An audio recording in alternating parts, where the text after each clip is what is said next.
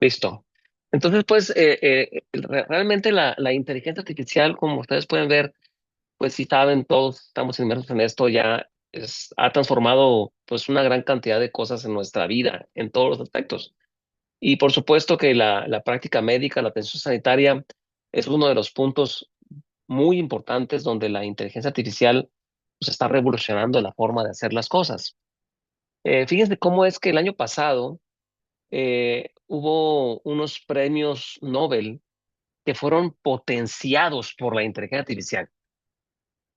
Por ejemplo, David Baker, premio Nobel en química, es un bioquímico pionero en el diseño proteico computacional, y otros ingenieros como Demis Hassabis, premio Nobel de química, John Jumper, premio Nobel de química, todos ellos del año pasado hicieron sus trabajos, y igualmente el doctor John Hopkins, premio Nobel de física, hicieron una gran cantidad de trabajos, y que los llevaron a adquirir el reconocimiento del premio Nobel, pero fueron sus trabajos potencializados precisamente por la inteligencia artificial, de tal manera que ustedes pueden ver cómo es que hasta estos grandes avances tan importantes a nivel mundial son sin duda pues disparados por esta enorme eh, avance del conocimiento que es la inteligencia artificial. Es importante mencionar algunos aspectos epidemiológicos del uso de la inteligencia artificial. Por ejemplo, hay personas que se llaman innovadores, que son aquellas personas que trabajan en modelos de inteligencia artificial y que son, pues, digamos, creadores de tecnologías nuevas y de todo lo que, formas de trabajar, de herramientas de trabajo en inteligencia artificial, pero estos corresponden, pues, a un porcentaje muy pequeño, ¿no? De individuos que adoptan apenas esos innovadores, son 2.5 personas. Otros que son conocidos como adopción temprana, son aquellos que son rápidos en incorporarse a la inteligencia artificial, pero hay otros más que son los que se conocen como mayoría temprana, que son individuos que ciertamente adoptan la tecnología después de una validación inicial, eso corresponde como al 34% de la población a nivel mundial, y hay unos individuos que son como, le dicen mayoría tardía, aquellos que adoptan estas inteligencias o tecnologías en general cuando ya es un común general pues muy común de la población general, ¿no? Y luego hay otros individuos que le llaman adopción rezagada, ¿no? Que son los últimos en incorporar pues las tecnologías nuevas, y esto ocupa como el 16% de la población que está relacionada con la inteligencia artificial o con el uso de la inteligencia artificial. La inteligencia artificial ha evolucionado desde los años 40, fíjate, no es sin duda nada nuevo, ¿no? En los años 40 se empezaron a definir los primeros modelos teóricos de las redes neuronales, y investigadores en aquellas épocas pues empezaron a entender lo que era el conocimiento automatizado, ¿no? Y hacer los conceptos de lo que era fundamentalmente la inteligencia artificial, que surgieron como en el año de los 50, en la década de los 50. En esa época, en las décadas de los 50, hubo un desarrollo temprano de algoritmos de aprendizaje automático. Posteriormente se desarrollaron aplicaciones iniciales en el diagnóstico médico, fíjense, en los 60, 70, y para tomar decisiones apoyados por inteligencia artificial, con modelos pues muy rudimentarios, pero que sin duda eran parte de lo que ahora pues ha evolucionado tanto, ¿no? En los 80 hubo avances en sistemas expertos y en basados en conocimiento. A principios de este siglo, aparecieron técnicas que se conocen como de minería de datos, que es pues el manejo de grandes cantidades de información. Y existen empresas que se dedican a eso, ¿no? Al manejo de datos y a la minería de datos. Y le llaman minería porque pueden incluso monetizar tanta información vendiendo información a empresas y todo esto, y bueno, se empezó a conocer lo que era esto del manejo de datos a grandes volúmenes, pero no fue sino hasta en los años del 2010 para acá, pues, que hubo un brinco muy importante en la inteligencia artificial, que es que se conoció lo que es el aprendizaje profundo. Y la aplicación de lo que es el deep learning, que le llaman pues en utilidades tan importantes como la interpretación de imágenes, la pues definición molecular de nuevos fármacos, y de medicina personalizada con anticuerpos monoclonales. Y ya en los años, en esta década, se integró la inteligencia artificial a flujos de trabajo clínico, a la telemedicina, a la investigación científica. Y ahora, cuando fue la pandemia de 2019, pues de COVID-19, pues fue la inteligencia artificial, pues realmente una herramienta muy importante que ayudó justamente a poder obtener conocimientos muy acelerados para el desarrollo de estructuras proteicas de anticuerpos, de desarrollo de vacunas, todo esto potencializado pues por el manejo de grandes volúmenes de información y de datos y de análisis de información, pues apoyados por la inteligencia artificial. Entonces, no fue una casualidad todo esto, sino realmente ha sido pues una conjunción de esfuerzos que han logrado pues hacer cosas muy, muy sorprendentes en los últimos años, ¿no? Hay algunos conceptos clave que sería conveniente revisar en lo que se refiere a la inteligencia artificial en la medicina o de manera general, ¿no? La inteligencia artificial para poder adentrarnos luego a los aspectos médicos. La inteligencia artificial se define como que las máquinas que realizan tareas que requieren de una inteligencia que pues sería solamente de los humanos, ¿no? Como el aprendizaje, el resolver problemas, el tener la capacidad de razonamiento. El aprendizaje automático, que es otro de los conceptos, tienen que ver con el desarrollo de sistemas que aprenden de datos, pero sin que se programen específicamente para ello. Entonces, ese se conoce como aprendizaje automático, que le pone uno información, pero de repente esta información se analiza sin que uno precisamente haya hecho una programación para esto.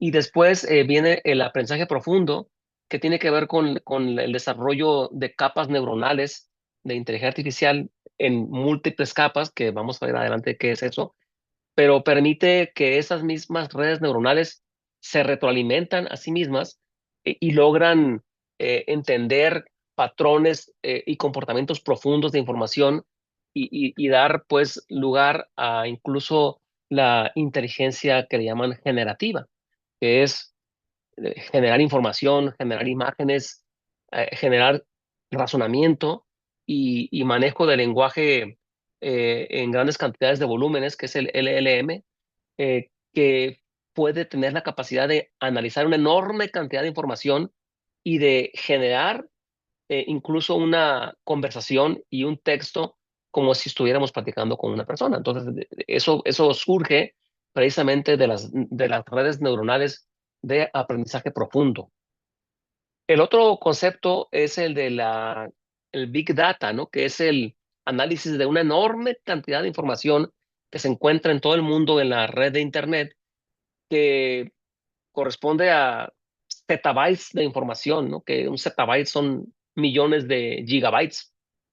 Entonces, hay una enorme cantidad de información y esta información puede proporcionar análisis de datos de salud, registros médicos, electrónicos, imágenes, en cantidades pues inimaginables, ¿no? Podemos decir que un bit de información sería como una gota de agua, ¿no? Y la Big Data sería el océano Pacífico, si les gusta. Entonces, imagínense toda esa enorme cantidad de información, una gota de agua sería un bit de información y todo el océano es la Big Data. Y la inteligencia profunda, actualmente con redes neuronales profundos, tiene capacidad de analizar incluso esa información en periodos de tiempo, pues, sorprendentemente cortos, ¿no? Entonces, la inteligencia artificial en sus múltiples versiones se entrelaza y se apoya y se complementa a sí misma a través de una retroalimentación en múltiples dimensiones. Es decir, tiene una catalización transversal, pero también en múltiples vectores. Imagínense como una gran esfera de información, y esta esfera se retroalimenta a sí misma en todas direcciones a través de las redes neuronales. Y ahorita vamos a ver precisamente lo que es una red neuronal y lo que es un perceptrón, que sería como la neurona, ¿no? La unidad básica de una red neuronal, ¿no? Entonces,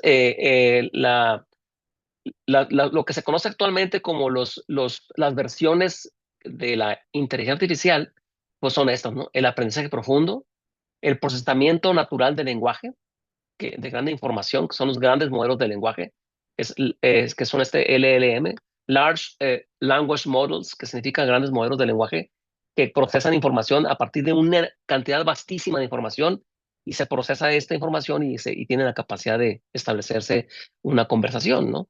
A partir de un texto o de algo que yo le pregunte a la inteligencia artificial, un enunciado, algo que yo le diga, lo relaciona con enorme cantidad de información y a partir de ahí surge una, una, una generación de un texto que me responde. Por ejemplo, si yo le pongo a la inteligencia artificial, le pongo yo un enunciado que diga, eh, habrá una tormenta en Brasil este año. Así le pongo. Entonces, de eso de habrá una tormenta en Brasil este año, esas palabras que están ahí inmersas en un enunciado, la inteligencia artificial las analiza una por una y dice, Brasil es un país, tormenta es un cambio climático y dice, Abraham me está preguntando a futuro. Entonces, entonces inmediatamente se ubica de manera inmediata en el país, en la información que hay de ese país, de una manera absolutamente rápida se conecta con toda la información a futuro, porque estoy preguntando, ¿habrá una tormenta en Brasil este año? Entonces, rápidamente analiza toda la información en múltiples vectores, lo hace de una manera tan rápida que puede generar un lenguaje de una forma, pues, inmediata, ¿no? Y luego están las otras formas de inteligencia artificial, pues, aparte de lo que es el aprendizaje automático y el lenguaje de procesamiento natural de lenguaje, está el sistema de expertos, ¿no? Que son sistemas, agentes inteligentes que replican la toma de decisiones de expertos que eventualmente les explicaron o les entrenaron cómo hacer esto, ¿no? La otra es la visión por computadora, es decir, la inteligencia artificial tiene la capacidad de identificar píxeles de información para identificar una gran cantidad de cosas, desde un número y decir, este conjunto de píxeles forman el número uno y significa una unidad, este conjunto de píxeles forma una manzana y es una manzana y tiene varias formas y se va entrenando y entrenando y entrenando hasta que llega a tener la capacidad de poder identificar por sus cámaras y análisis de imágenes, pues toda una gran cantidad, hasta un paisaje, ¿no? Entonces, pues, y la otra es la robótica, ¿no? Que son sistemas autónomos que interactúan, pues, con el mundo físico. Los grandes modelos de lenguaje tienen, pues, un importante impacto con el aprendizaje, porque estos funcionan mediante la identificación de patrones. Y aparte de que identifican patrones, tienen la capacidad de predecir un contexto a partir de los patrones que están identificando de palabras. Y esta predicción de contextos y de patrones lo hacen pues a través del análisis de una enorme cantidad de datos, ¿no? Y así es como funcionan estos modelos generadores de información o procesadores de grandes cantidades de lenguaje, ¿no? Hay un impacto importante también en lo que es el aprendizaje cuando tenemos recursos tan ilimitados de información, podemos tener algunos riesgos en la manera de aprender.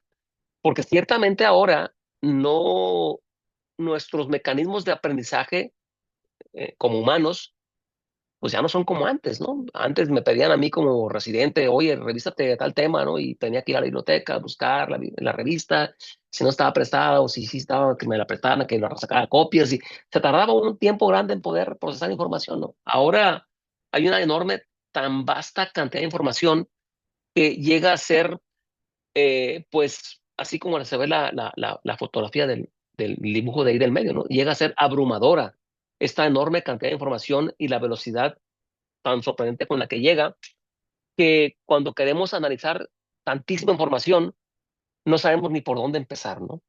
No sabemos por dónde.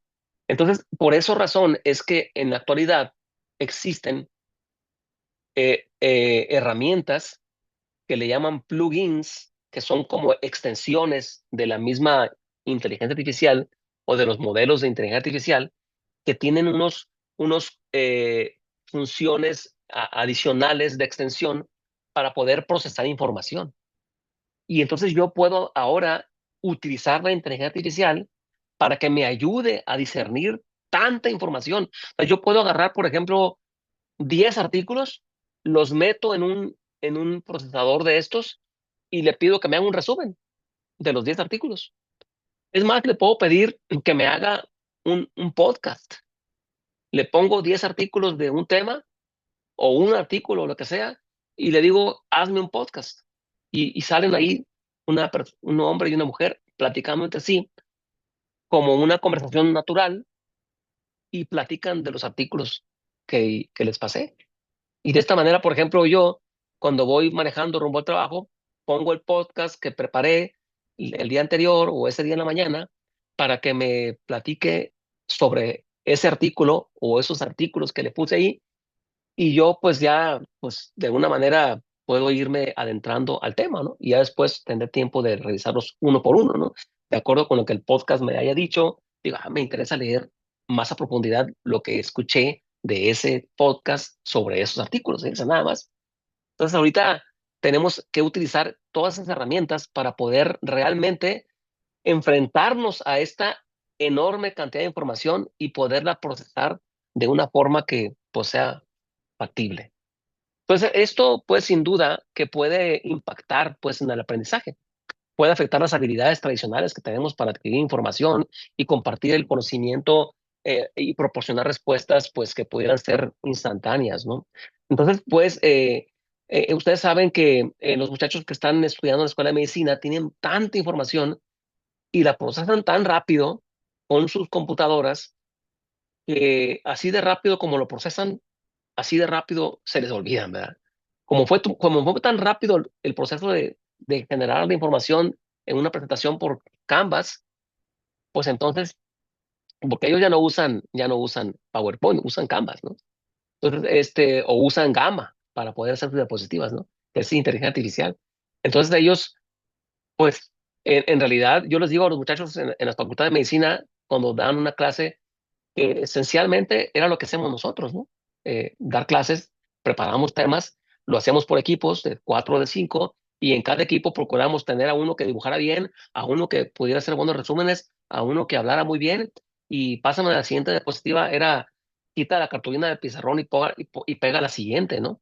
Y entonces quizás en esos procesos que eran ciertamente lentos, pues como teníamos uno más tiempo de procesar esa información, como que ciertamente se quedaba más grabada, pues. Entonces, ahora el riesgo de este manejo tan rápido y tan vasto de la información es también muy fácil que igualmente pueda ser olvidado. Por ese motivo es que nosotros tenemos que utilizar las herramientas y tenemos que ser capaces, nosotros como profesores, pues con los muchachos, o al mismo tiempo nosotros mismos con la información que leemos, tenemos que ser capaces pues de discernir de manera cuidadosa tanta información que hay para poderla finalmente comprender y sobre todo pues que la retengamos, ¿no?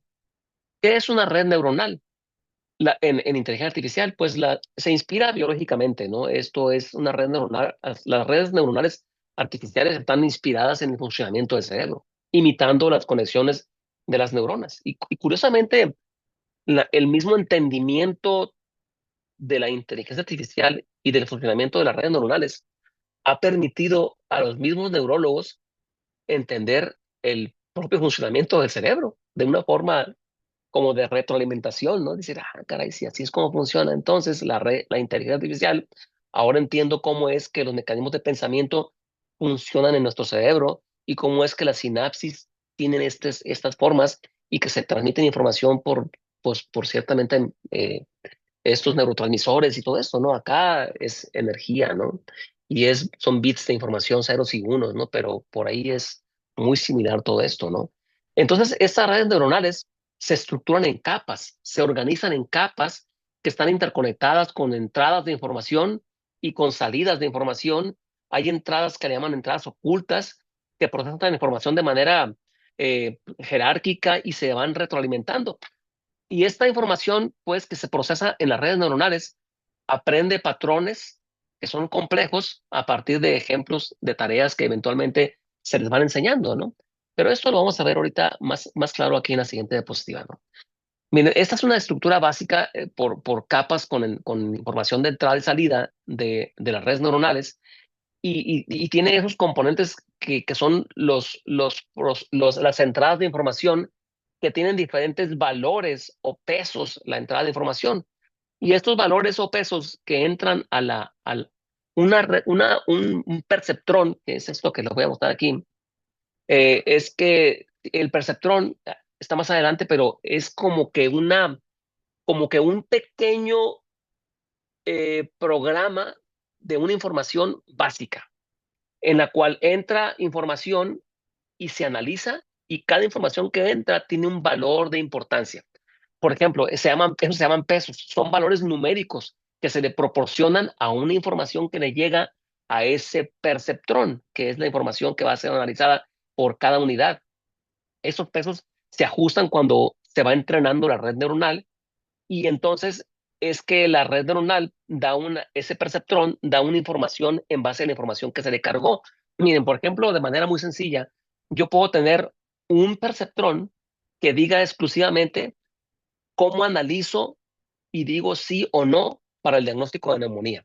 Y ese perceptrón recibe la entrada de información que podría ser eh, la imagen radiológica, es decir, una imagen de radiopacidad, de ocupación alveolar con distribución lobar. Entonces esa es una información. ¿Qué peso tiene esa información? Bueno, le voy a dar un valor de 1. Otra información que entra a ese perceptrón es fiebre. Le doy 0.9. Tos, 0.5 de valor. Dolor de cabeza, 0.3. Pero el umbral de activación para decir que es neumonía es que la suma de las entradas sea 2. De tal manera que si yo tengo una imagen radiológica, pero no tengo fiebre y no tengo tos, y tengo dolor de cabeza, entonces me da 1.3. Entonces podría ser, por ejemplo, no sé, un trauma de tórax, podría ser una hemorragia pulmonar. O sea, aunque tengo una imagen de ocupación alveolar, ¿no? Pero no tengo todos los demás valores que me permiten a mí dar la salida de respuesta. Entonces, esto que se hace con las redes neuronales es lo que hacemos nosotros mismos cuando me dan una información, le doy un valor a cada información que estoy recibiendo para finalmente dar una respuesta de salida y decir, este paciente que tiene fiebre y que tiene dolor torácico y tiene una opacidad en la placa de tórax con broncograma aéreo y es de ocupación alveolar y que tiene 5 días de evolución y que empezó con un cuadro previo de síntomas de la respiratoria superior. Entonces yo voy sumando toda la información de la entrada que estoy recibiendo y digo, tiene neumonía, ¿sí? Pero me dicen, oye, esa es una imagen de radiopacidad de ocupación alveolar, pero no tiene fiebre y aparte estaba bien el día de ayer. Caray. Y luego, fue súbito, sí, pues no sé cómo estaba la placa ayer porque no le tomaron placa, pero este paciente se cayó de una camioneta que iba rumbo a un lugar, tuvo un accidente, se cayó de espaldas y llega a urgencias y tiene una imagen radiopaca de ocupación alveolar extensa, con broncograma aéreo que es indistinguible de una neumonía, pero no tiene fiebre. Tiene una contusión torácica y es una trauma de tórax, una hemorragia pulmonar por un trauma de tórax. Entonces ahí yo recibí información. Entonces esto que hacemos nosotros como humanos lo hace también la red neuronal y los perceptrones para poder procesar la información. Esta es la estructura básica de un perceptrón que tiene entradas de información y que funcionan analizando las entradas. Cada entrada tiene un peso y un valor para poder finalmente dar un resultado. Y ese resultado que da esa unidad básica, que es el perceptrón, recibe la información, la combina y finalmente da un resultado. Y esto tiene la misma inspiración del funcionamiento de nuestras neuronas en el cerebro y por ese motivo se llaman redes neuronales. Y estas salidas de un perceptrón puede ser la entrada de otro perceptrón y la salida de ese perceptrón que tiene otras entradas puede ser la entrada del anterior y de esta manera es como se va retroalimentando en diferentes capas más profundas y así es como finalmente tantísima información que se alimenta en los millones y millones de perceptrones permiten dar lo que es la inteligencia artificial con la inteligencia profunda o el deep learning. Entonces, en medicina, el aprendizaje automático permite, por ejemplo, recopilar datos que la inteligencia analiza grandes volúmenes de información por fuentes de información de diversas información. Por ejemplo, si yo pongo en SPSS una información aquí en dato estadístico, pues el SPSS es un programa estadístico y es inteligencia artificial.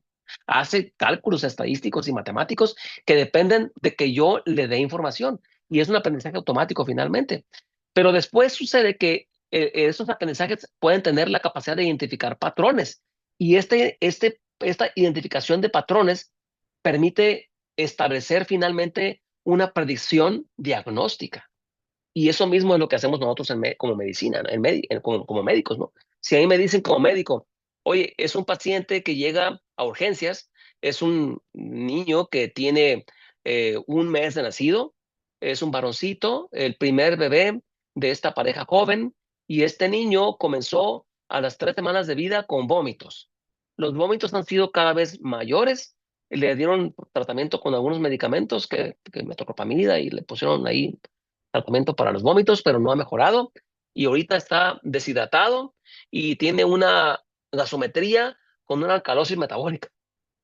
Entonces, es un patrón, ¿no? Eso es un patrón. ¿Y qué es lo que tiene?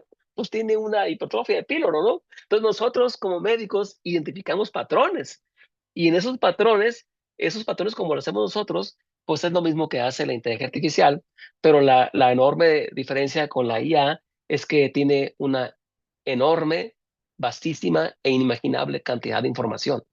Entonces, pues así es que puede tener esta capacidad de establecer predicciones. La inteligencia artificial realmente no es que sea inteligente por sí misma, ¿no?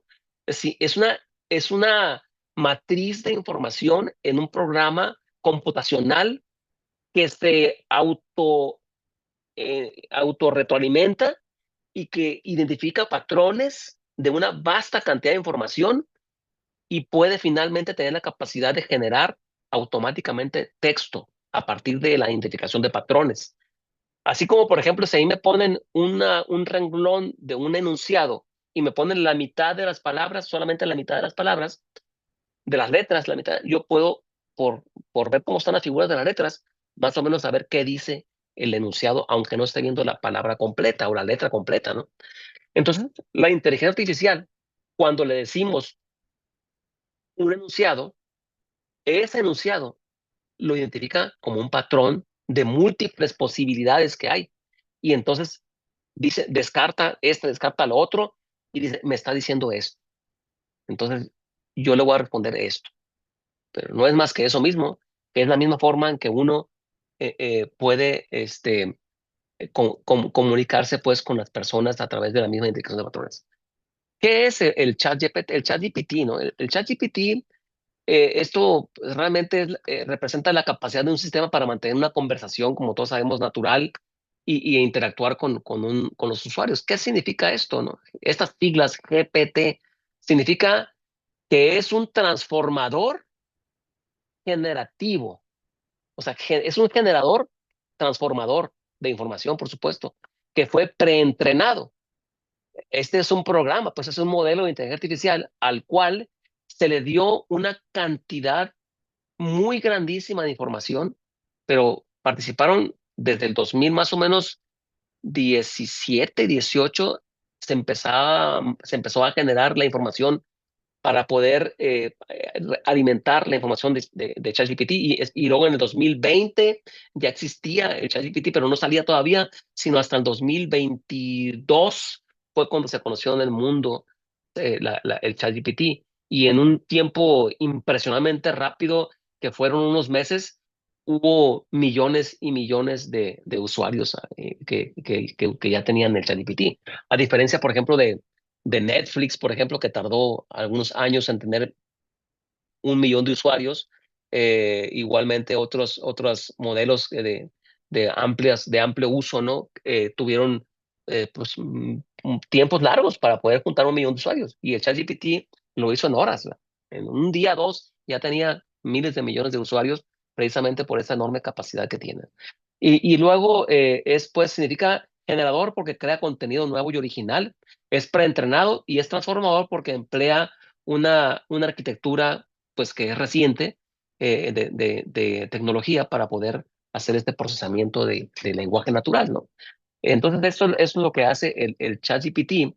¿Cómo es que se entrena? Pues esto, pues con la recopilación de miles y miles y millones de información en un modelo que aprende patrones y estructuras de lenguaje mediante un aprendizaje que inicialmente era supervisado y después fue un lenguaje, un aprendizaje no supervisado por retroalimentación automática. Y después que se preentrenó y todo esto, hay un ajuste fino donde los mismos entrenadores le iban diciendo cómo es que tenían o no razón en lo que estaban diciendo. Y cuando ya se logró entrenar de manera apropiada fue como en 2022 se soltó al mundo el ChatGPT. Todavía en la actualidad, pues el ChatGPT alucina, ¿verdad? Es decir, no sabe decir que no. Si uno le pregunta algo, te va a responder. Y si no tiene la información correcta, la va a inventar. Y eso le llaman alucinación de la inteligencia artificial. Pero finalmente, pues, una vez que se hizo el ajuste y se hizo una evaluación y mejora, pues entonces ya fue como se lanzó esta inteligencia artificial generativa. ¿Cuál es mejor? Porque hay varias, el ChatGPT, el Perplexity, el Seek Deep, el Queen 2.5, Cloud, Gemini. Hay una gran cantidad actualmente de inteligencia artificial generativa y entonces tienen algunas de ellas, algunas características que las hacen ser buenas en esa parte. Por ejemplo, ChatGPT es excelente para comunicación natural, incluso en medicina puede hacer explicaciones médicas y puede ser óptima para hacer notas clínicas. Yo puedo utilizar ChatGPT para hacer notas médicas en los expedientes. Ahorita les voy a explicar cómo los usamos. El Perplexity es también muy bueno, pero también sobre todo es bien importante porque permite dar información que nos da fuentes médicas incluso confiables y actuales. Te da referencias bibliográficas cuando le preguntas por un tema en particular. Y el SICDIP, que tiene pues poco tiempo hablando de medicina, puede ser incluso utilizado para el análisis genómico con alta precisión de identificaciones de moleculares y rapidez de respuesta también que el SICDIP tiene, obviamente en todos los contextos de la información humana, pero en medicina, hablando de esto, puede ser utilizada también incluso para el análisis de estudios genéticos. Entonces, también podemos utilizar la inteligencia artificial para buscar temas médicos específicos y publicaciones científicas, ¿no? Por ejemplo, el ChatGPT y Cloud pueden ser óptimos para formular preguntas y hacer resúmenes, por ejemplo, concisos de información médica, ¿no? Uno le puede hacer preguntas. Lo importante es que la pregunta sea correctamente.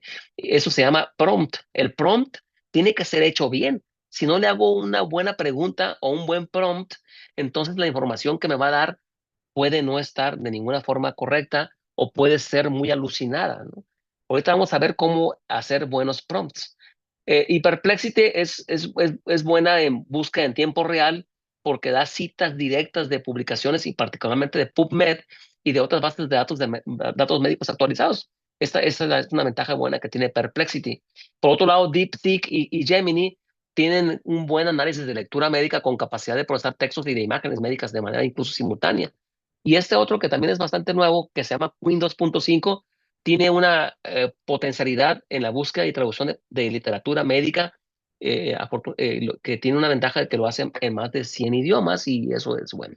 Es importante que cuando busquemos temas médicos y publicaciones científicas a través de estas herramientas, de cualquiera de ellas, pues no nos quedemos tan convencidos de que esa es la realidad pues siempre es importante que complementemos nuestra información con PubMed, Cochrane y UpToDate, y no nos quedemos solamente con estas herramientas y para reemplazar a estas otras que sin duda pues estas son validadas de información confiable, real y revisada incluso por pares, ¿no?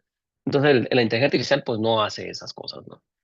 Entonces, hablando de la capacidad que podemos tener de analizar literatura médica con IA, podemos decir que podemos procesar múltiples publicaciones en PDF, por ejemplo, de manera simultánea para poder identificar datos de información que pudieran tener un patrón y correlacionarlo entre un estudio y otro.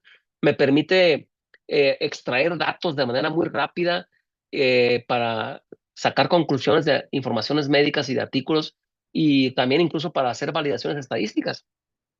Puede ser incluso usadas para detectar sesgos y verificar que tengan realmente una significancia estadística. Yo le puedo poner a cualquiera de esas inteligencias artificiales que ahorita comentamos, obviamente las que tengan una mejor capacidad, habitualmente son las que tienen paga, por ejemplo las de ChatGPT, si contratamos la versión de paga, vamos a tener la capacidad más profunda, pues más fuerte o potente de hacer buenos análisis profundos. La DeepSeek no es versión de paga, esa es gratuita, igual que Queen 2.5. Y además me puede generar resúmenes, como decíamos ahorita, de manera estructurada y hacer metaanálisis incluso de una diversidad de artículos para poder finalmente optimizar nuestro tiempo y que tengamos una actualización eficiente y precisa con evidencias científicas. Podemos analizar, pues, con el chat PDF. Esta es una herramienta que ahorita les voy a mostrar cómo funciona, pero el chat PDF es un asistente para analizar, pues, artículos en PDF. Yo le pongo ahí el artículo y me hace un resumen. Me puede hacer preguntas, un examen, me puede decir preguntas específicas de ese artículo, me los puede hacer. Pues realmente es una maravilla. ¿Eh? Y este otro que se llama Notebook LM es una plataforma de Google que, que permite hacer anotaciones y organizaciones de información médica y de literatura médica y facilitar la información y síntesis para poder analizar en conjunto, incluso hablando de estudios estadísticos, de pruebas de investigación y de análisis de información de manera muy generalizada y en grandes cantidades de información. El Notebook LM me ayuda. Y con este también puedo hacer, con este es con el que puedo igualmente hacer los podcasts. Si le pongo varios PDFs, me hace un podcast de varios o de uno solo sobre la información que yo le cargué. Y esta otra este es un resaltador de información. Yo le paso un PDF y me resalta la información para poderla yo revisar con mayor facilidad, ¿no? Entonces, en lugar de tener un marcatextos, me resalta automáticamente la información que es realmente relevante, porque me acuerdo cuando yo estaba de residente, me agarraba libros y los subrayaba tanto que me decían mis amigos, oye, mejor cómprate unos lentes amarillos porque yo veo que subrayas todo. Entonces, pues de repente uno se raya, se pone con el marcatextos a subrayar a veces cosas que quizás no sean las más importantes del texto, ¿no? Y esta herramienta sí hace esa otra, ¿no?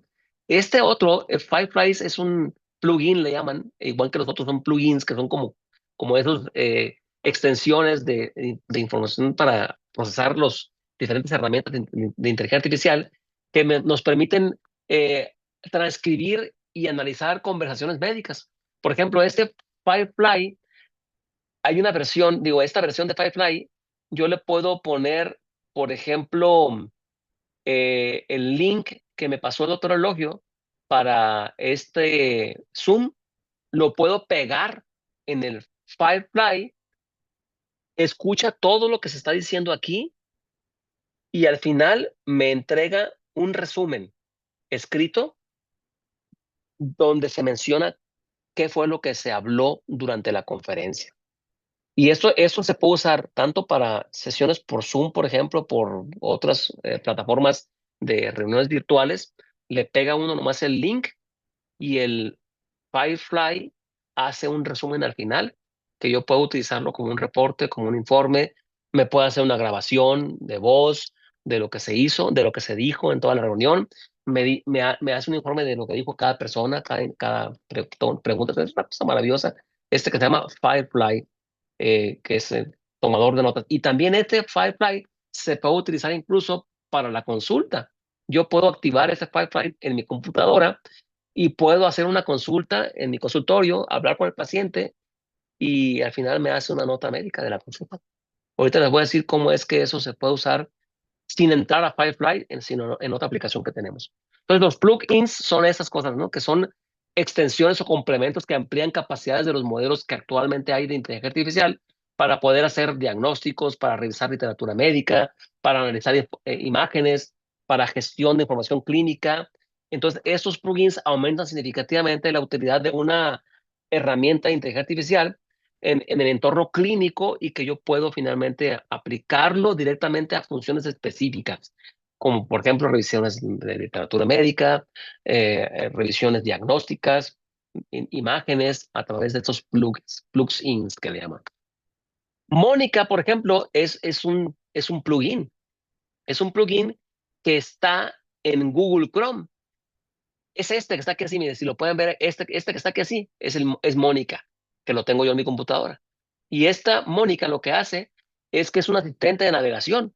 Mónica, cuando yo lo instalo, me dice, ¿quieres que entre a toda tu computadora? y a todas tus páginas donde entres? Entonces, si le pongo que sí, entonces a todo lo que yo abra en mi computadora va a entrar este asistente. Entonces, es una extensión, pues, que tiene Chrome que analiza y facilita la información que yo estoy revisando. Entonces, yo le puedo preguntar con esta herramienta que abro aquí, le digo, hazme un resumen de esto que estoy aquí en la pantalla poniendo. Entonces, resume páginas web, traduce contenido, se activa con un solo clic, una tab, que es este que está aquí así, aquí lo activo yo, mira, ahí lo activé ya, mira, aquí tengo ya. Yo le puedo aquí decir que me explique lo que tengo en la pantalla y me lo explica porque pues yo así le pedí que lo hiciera, ¿no? Entonces, pues es una cosa impresionante cómo es que funciona estos plugins que le llaman pues de la inteligencia artificial, ¿no? Aquí estaba yo ya seleccionando, ¿no? Muy bien. Entonces, pues vamos a cerrar aquí este de acá para. Listo. Entonces, así es como funcionan esos plugins y este, Mónica, es uno de los más conocidos, pues, que es un asistente virtual de Google. ¿Y qué son los bots? ¿Y cómo se entrenan? Pues un bot es un programa muy informático, muy conciso, que se diseña para poder interactuar con el usuario de una manera automática. Yo lo entreno y simula una conversación humana sobre el entrenamiento que recibió. Ahorita les voy a enseñar unos bots que yo tengo en una aplicación que se llama Neumoped. De esta manera, el bot interactúa con los usuarios, utilizan el procesamiento de lenguaje natural para entender lo que le pregunto y para responder esas preguntas de manera correcta y en tiempo real. Y este proceso de entrenamiento se hace porque se le proporciona a este bot, se le proporciona toda la información que yo quiero que utilice para expresar sus respuestas. Ahorita van a ver exactamente esto que les estoy comentando. ¿Cómo es que puedo asegurarme que la información obtenida en ChatGPT es real, no? Por un lado, pues hay que verificarla pues por expertos, ¿no? O sea, si yo quiero estar seguro que la información que me dan ChatGPT sobre un tema médico y un paciente quisiera tener la certeza de que está bien esa información, pues el paciente no va a poder tener la certeza. O sea, esa verificación de experto la hacemos nosotros como médicos, ¿no? O sea, si yo le pregunto a ChatGPT un aspecto de un tema médico y me responde, yo como médico puedo decir que lo que me está diciendo es correcto. Pero además, tiene una responsabilidad legal y moral, o sea, el usuario tiene que estar dispuesto. O sea, si yo digo, bueno, tengo la capacidad de respaldar lo que está diciendo la información de ChatGPT, por ejemplo, sí. Ok, yo tengo la capacidad de asumir la responsabilidad legal y moral que implica el usar la información que me dio ChatGPT para poder tomar una decisión. Si digo que sí, bueno, entonces es porque estoy seguro de lo que me dijo, ¿no? Porque lo revisé como experto. Entonces tengo la capacidad de responder a eso, ¿no? Y de enfrentarme a asumir la responsabilidad. Y la otra es importante que tengamos la capacidad de verificar finalmente la información. Pues, si yo obtengo una información de ChatGPT que le pregunté, yo como experto puedo decir, ok, es cierto lo que está diciendo, lo puedo respaldar y asumo la responsabilidad. Ok, sí, pero antes de eso, tengo que verificar que exactamente todo lo que me dijo es correcto lo que me dijo ChatGPT. O sea, si no tengo la certeza en este momento de la información, pues tengo que ir a buscar a PubMed o a otra información o a X cosa, a X libro, para estar absolutamente seguro de que lo que salió de ahí finalmente es cierto. Y si puedo tener la capacidad de pasar por esos tres filtros, entonces es segura la información que obtuve por ChatGPT. Es importante, pues, utilizar esta herramienta y todas las demás que hay solamente cuando podamos verificar la información y cuando tengamos la experiencia necesaria y asumamos pues la responsabilidad para el uso de la información que obtuvimos por ChatGPT. Si no tenemos alguno de estos filtros correctos, entonces la información que obtengamos de ahí, pues es mejor no aplicarla, ¿no? Y en medicina, pues la inteligencia artificial me ayuda para poder hacer revisiones de información científica, literatura médica, fusionar la información de múltiples datos, como lo hace Notebook LM, y puedo hacer incluso ese contenido educativo, creación de resúmenes, informes, exámenes, encuestas, a partir de ahí y poder tener información muy apropiada que podemos utilizar como herramientas para poder hacer nuestra práctica médica más eficiente y más moderna, ¿no? La IA en medicina, pues está claramente dirigida en la actualidad desde hace tiempo para el diagnóstico por imágenes. La IA puede detectar de manera precoz cambios muy sutiles en una tomografía o en una mamografía que podrían pasar desapercibidos para un radiólogo que esté, por ejemplo, muy cansado, que tenga burnout, que tenga miles de imágenes que revisar, pasan primeramente por IA. Y IA es como un tamiz que me dice, ¿sabes qué? Estas imágenes parecen tener un problema. Entonces ya el radiólogo experto se ahorró el trabajo de haber revisado miles de imágenes porque ya fueron pasadas por un filtro. Y antes de poder decir que hay una anormalidad, esas imágenes que me reportó la IA como anormalidades, ya el experto radiólogo puede decir que efectivamente tiene o no un problema, ¿no? Entonces, pues, eso igualmente es aplicable para resonancias magnéticas y también puede ayudar a incrementar la precisión diagnóstica, sin duda que puede reducir los errores y mejorar la precisión en detección de patologías, precisamente por la capacidad de manejar grandes cantidades de información. Los algoritmos que tiene la IA pueden ser útiles para diagnosticar enfermedades de manera temprana, como el cáncer y cualquier otra enfermedad crónico-degenerativa, y los análisis por imágenes, pues, a partir de tomografías y resonancias también pueden ser optimizadas, ¿no? Entonces, pues, si utilizamos esta presión diagnóstica de humano contra IA, pues el médico sin duda que aporta experiencia clínica, intuición, una comprensión holística del paciente, visto como un todo, ¿verdad? Con una precisión que puede sin duda variar de acuerdo con la experiencia que tiene el médico y su grado de especialización. Eso es indudable, ¿no? Y el diagnóstico por IA, pues son capaces de procesar grandes volúmenes de información, como decíamos ahorita, y poder dar diagnósticos y datos médicos con alta precisión, ¿no? Que no sustituyen, sino que complementan al diagnóstico humano. Y en lugar de pensar que la IA es una competencia que nos va a quitar el trabajo, más bien es una herramienta que tengo que utilizar correctamente y que debo de conocer y saber cómo utilizarla para que finalmente me haga ser más eficiente, más rápido en manejar información y poder finalmente, pues, dar resultados de manera más apropiada. Puedo hacer diapositivas con diversas aplicaciones de inteligencia artificial. Estas diapositivas que ustedes están viendo las hice a través de Gamma IA, que es una aplicación, es una herramienta de IA que hace diapositivas. Entonces, es importante que cuando yo hago una diapositiva, le dé la instrucción correcta para que me genere la diapositiva que yo quiero. Entonces, es muy importante construir esos prompts precisos y bien estructurados para poder obtener finalmente un resultado que sea apropiado, que me dé la inteligencia artificial. Estas instrucciones pues, deben de ser específicas, detalladas, para poder guiar efectivamente la IA en la creación de diapositivas. Cuando yo le pido una información a la IA a través de un prompt o una instrucción que le doy, debo decírselo en positivo, no debo decírselo en negativo, o sea, de decirle, no me hagas tal cosa. Pues no, ¿verdad? Debe ser, hazme esto, que tenga esto y esto otro, y que incluya esto y esto otro. No ponerle, hazme esto y esto otro, que no tenga aquello y que no tenga, porque cuando le digo en negativo, la IA se confunde mucho y empieza a alucinar. ¿Saben una cosa? En los humanos es lo mismo. Dicen que a los niños, por ejemplo, uno tiene que decirles las cosas en positivo, evitar el decirles el no, porque los niños chiquitos, estos niños preescolares, lactantes y preescolares, no entienden el no.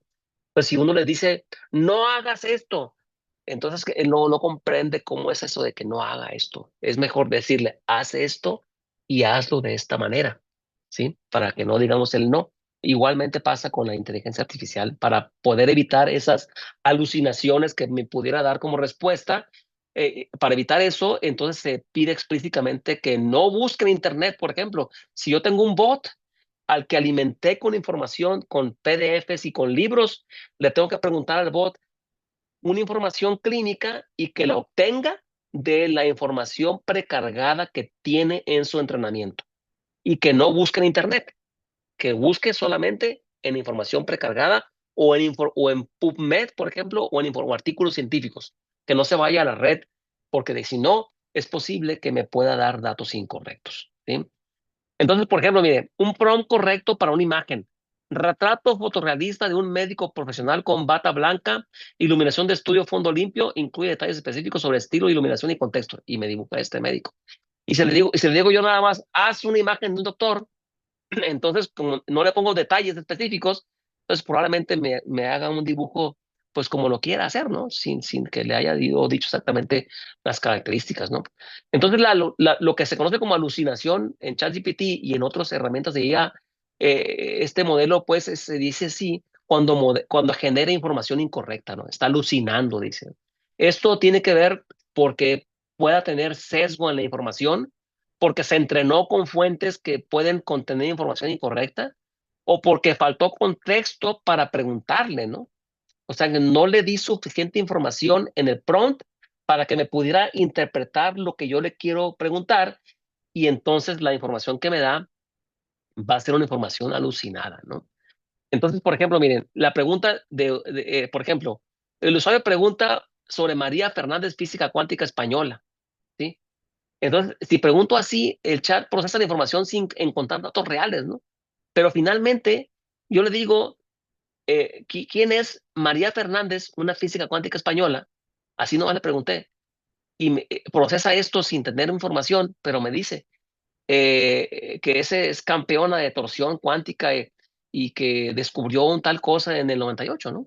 Entonces, es un ejemplo de cómo la IA puede generar información ficticia cuando se le pregunta algo sobre eventos que ni siquiera existen, ¿no? Entonces, para eso, para evitar que me genere información falsa, la pregunta que yo le tengo que hacer debe ser una pregunta bien dirigida, ¿sí?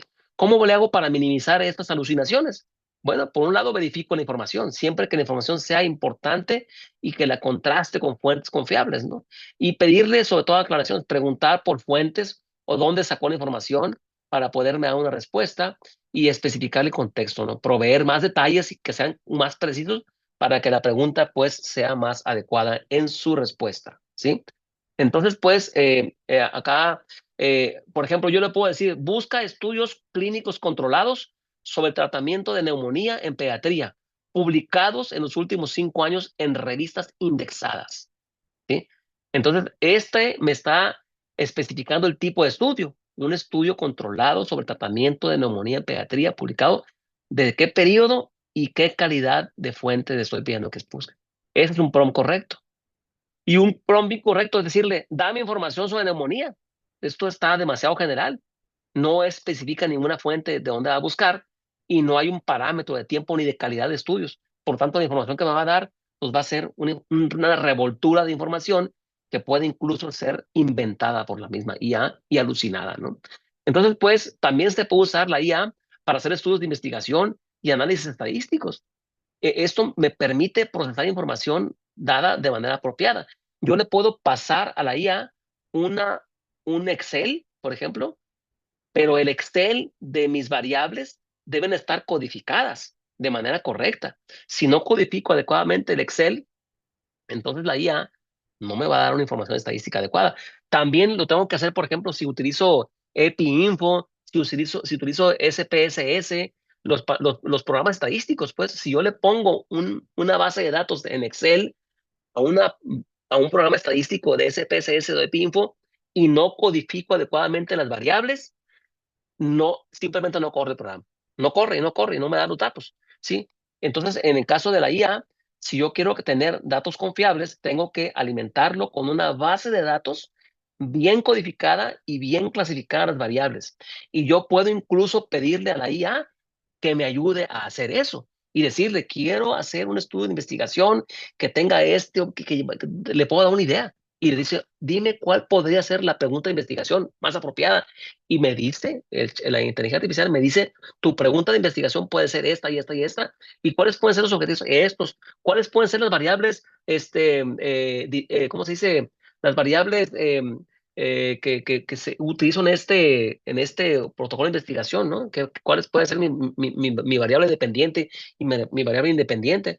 La IA me puede ayudar a definir las variables. Y si yo le puedo decir, hazme una tabla de operacionalización de las variables, de estas variables, y me la hace la tabla. Yo la tengo que verificar y tengo que ver que la tabla que me dio ciertamente es correcta, ¿no? Pero lo padre aquí es que me optimiza mucho el tiempo. Yo he hecho protocolos de investigación que finalmente los trabajamos con los residentes y que la primera parte que les di yo a ellos de la pregunta de investigación, de la hipótesis, de la operacionalización de las variables, la saqué por la inteligencia artificial.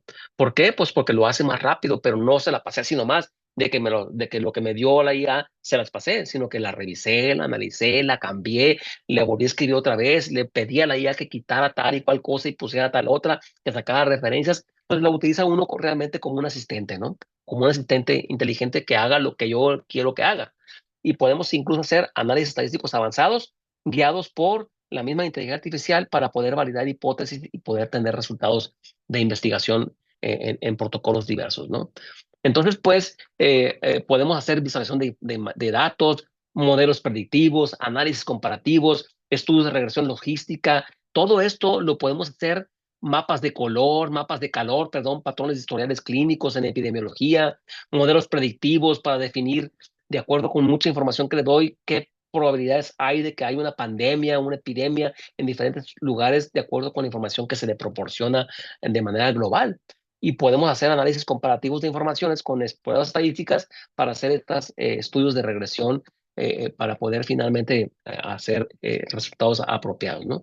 Y en el esquema de manejos personalizados, análisis genéticos, de estudios para identificar patrones de tratamientos más efectivos por biomarcadores o por marcadores de genéticos, poder identificar tratamientos muy personalizados. Nos permite predecir la respuesta al tratamiento, ajustar dosis y pues hacer todo esto, ¿no? Y la monitorización continua es algo que también se ha usado mucho recientemente en IA. Yo puedo colocarle a un paciente un marcapasos, un electrocardiógrafo, un trazos electroencefalográficos, puedo colocarle glucómetros, medidores de TA y a distancia la IA detecta que un paciente se está descontrolando de su nivel de azúcar, de la TA, está dejando de funcionar el marcapasos y le avisa a los proveedores de salud que algo está ocurriendo o incluso le avisa al usuario que está pasando algo y finalmente toma decisiones. Los relojes inteligentes tienen esas capacidades de detectar ese tipo de anomalías y pueden pues ayudar pues a monitorear de manera apropiada pues, los signos vitales, ¿no? Y permite también ver que un paciente, por ejemplo, se pone un medicamento que es porque tiene contador de dosis y el dispositivo con contador de dosis manda una señal a su proveedor de médico y dice, este paciente no se está tomando el medicamento porque no hay un registro del uso de acuerdo con su dispositivo. Actualmente se usan esos dispositivos en protocolos de investigación. El paciente cuando se pone un medicamento, incluso inhaladores en asma, se pone el medicamento, el dispositivo trae un chip ahí que manda una información al centro de investigación y cuando el centro de investigación deja de recibir información de que el paciente se puso el medicamento, se comunican con él porque dice, ¿qué pasó? No te has puesto el tratamiento, no has tenido una buena adherencia, ¿no?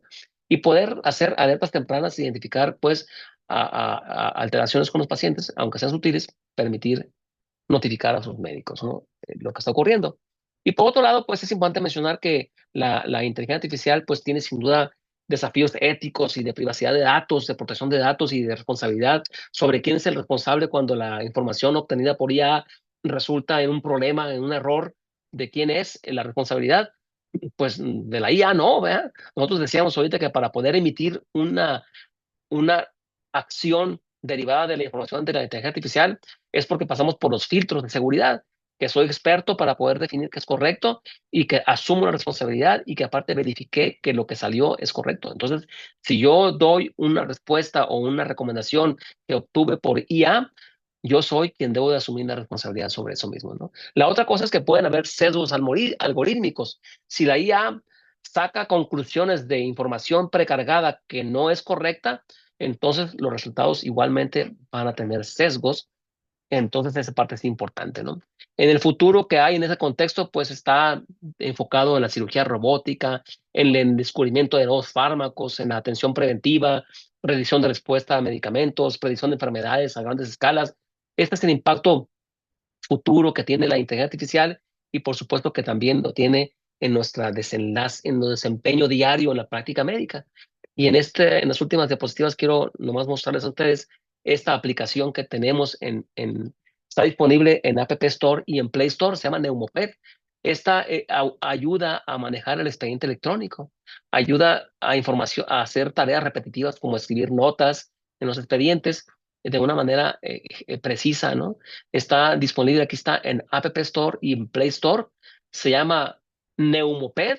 Ustedes pueden escanear este código que está aquí, QR, y los lleva directamente a App Store o a Google Play. Y si es dependiendo del equipo que tengan, ustedes escanean este QR y los lleva directamente a bajar la aplicación. O pueden entrar en la página www.mineumoped.com y entran directamente a la aplicación que se llama Neumoped en una computadora. Y de esta manera entonces ustedes pueden entrar al menú. Mira, aquí lo tengo, lo voy a poner. Miren, esta es la aplicación de Neumoped en la computadora. Tiene una sección de información para pacientes, productos y servicios para pacientes, información para profesionales de la salud. Aquí se abre y aquí tienen temas, ¿no? Accidentes, por ejemplo, que son las piezas de cuerpos extraños. Le dan un clic aquí y aparecen artículos sobre cuerpos extraños. Esto está abierto para el público en general. Agentes nocivos, enfermedades crónicas, por ejemplo, apnea obstructiva del sueño, fibrosis quística, reflujo. Aquí vienen pues temas sobre esto para que el paciente lea, ¿no? Pero uno como profesional de la salud puede entrar aquí.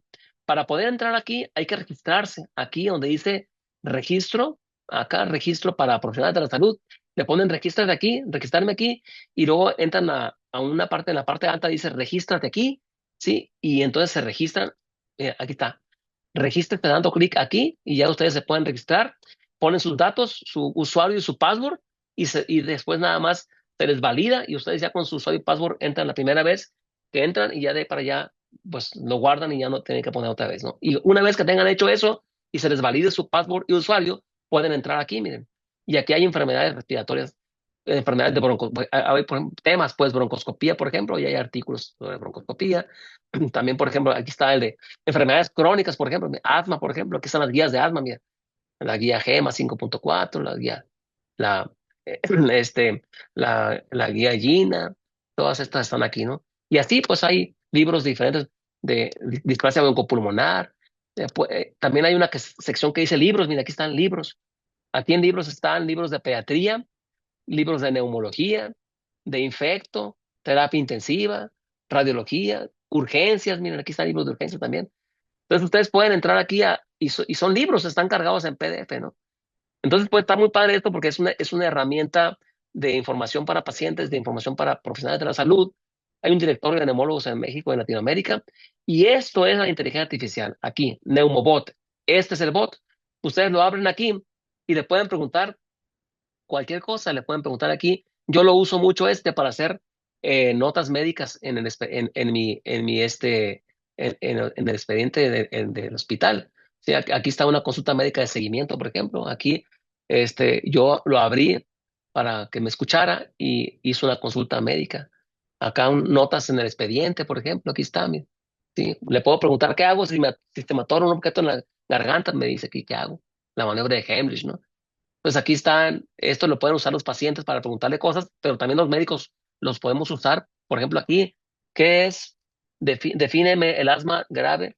Define asma grave de difícil control.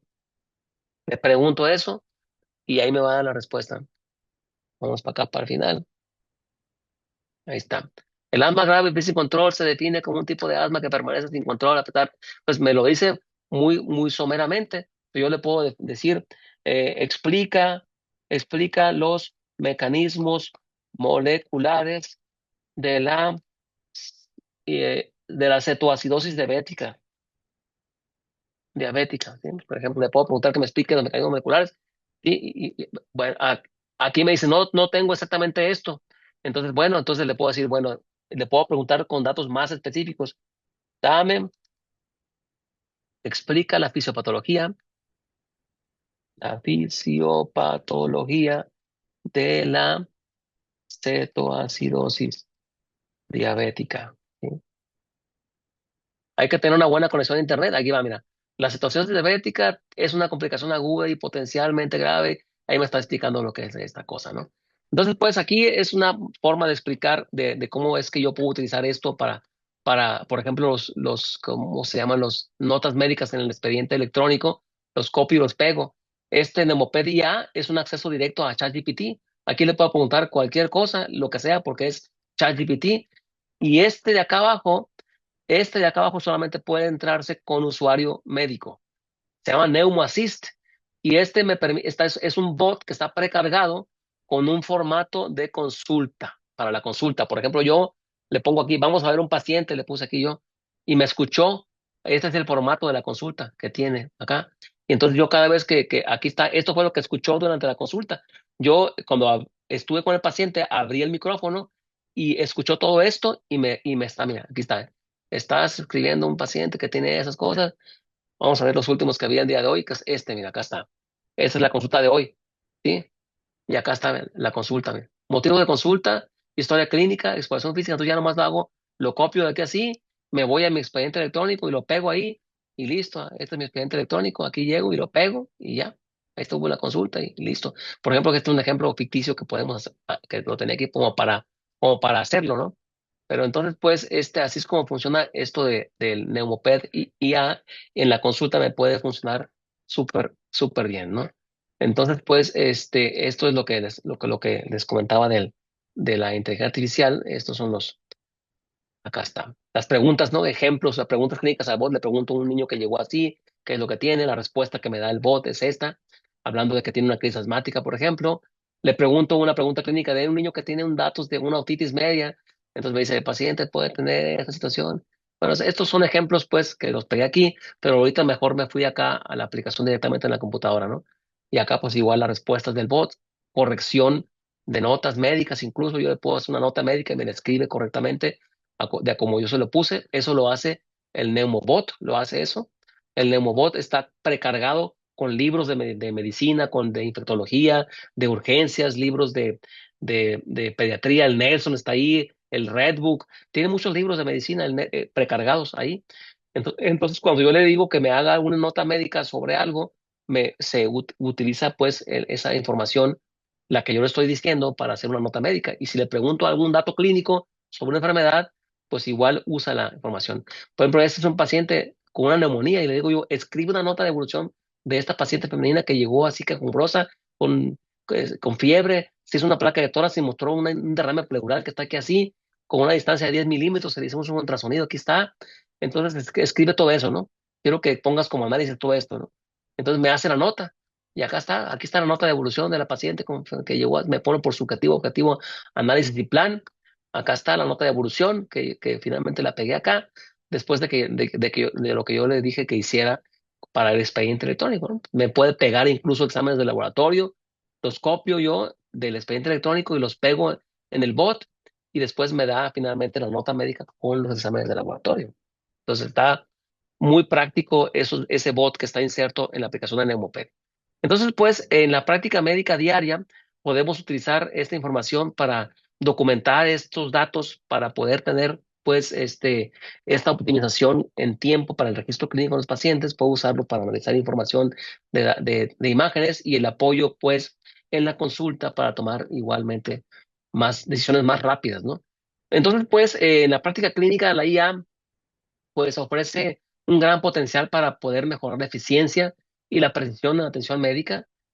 Permite Neumoped, por ejemplo, es una interfaz que es amigable y tiene la capacidad de consulta rápida a través del bot, facilita el acceso a la información.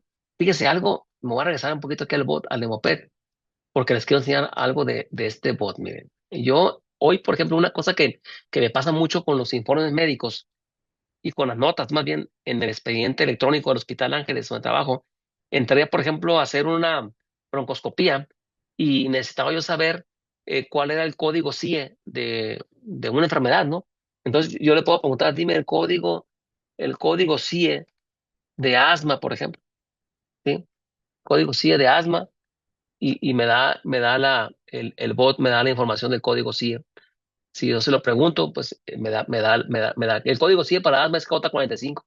Y así, si ustedes quieren saber rápidamente un código CIE, se meten al Neumobot y le dime el código CIE para meningitis. Código CIE, sí, es el código que se llama CIE 10, ¿no? CIE 10 para meningitis.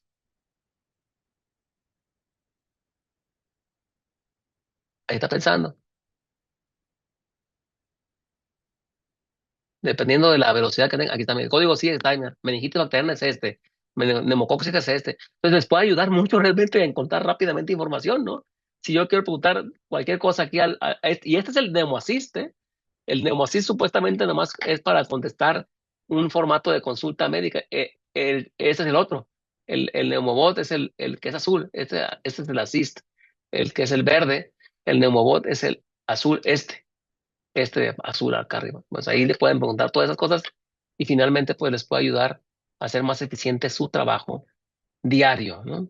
Entonces, pues ya para terminar, pues bueno, esto habla del el estoicismo, ¿no? Como que es que uno debe tener la información siempre correcta, ¿no? Para tener decisiones informadas, pues debo de tener información correcta y la IA, pues precisamente nos ayuda a tener estas informaciones correctas en todo momento, ¿no? Y otra cosa el estoicismo, que es una ley, una corriente filosófica, ¿no? Dice que debo tener la capacidad de adaptarme a los entornos, ¿no? Y de ir cambiando de acuerdo a cómo cambia el mundo. Entonces nosotros debemos hacer eso y la IA nos permite aceptar pues esos cambios porque los utilizamos a nuestro favor, ¿no? Y pues como propósito para nuestro bienestar en el contexto de poder hacer mejor las cosas, ¿no? Entonces, pues, aquí es donde termino. Mira, nada más les quiero mostrar rápidamente esto esta es, por ejemplo, el chat PDF, por ejemplo, que les comentaba ahorita. Miren, si lo pongo aquí para ponerle ay, se me va. Bueno, se llama PDF. Aquí le ponen el PDF y pueden tener ustedes rápidamente la información que le quieran preguntar. Este es un PDF que se le puso de artritis séptica. Entonces yo le puedo preguntar, haz 10 preguntas de este tema, de este artículo, y me hace 10 preguntas. Por ejemplo, yo quiero, ahí está, 10 preguntas en base a esto, mira, ahí está. Haz un resumen del artículo y ahí me hace un resumen sobre el artículo este. ¿Sí? Entonces, yo puedo rápidamente tener pues información muy, muy rápida, pues. Me la escribió está en inglés, me la escribió en español.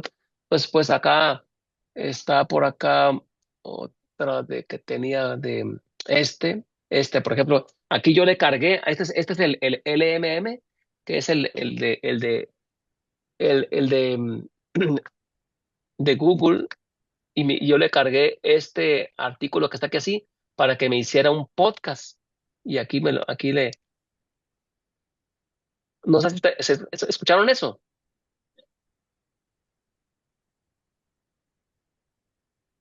No, yo no alcancé a escucharlo. No, no se oye. No, es que tengo que activarle para que oigan la computadora. Pero bueno, la cosa está que cuando le pongo play aquí, me está haciendo un podcast sobre este artículo que le puse yo cargado, este Short versus Standard Course Outpatient Antibiotic Therapy, ¿no? Pues así es como puedo yo utilizar esta aplicación para poder hacer podcasts y resúmenes de artículos, esta aplicación, o bien la de chat PDF, ¿no? Que me hace resúmenes completos, ¿no?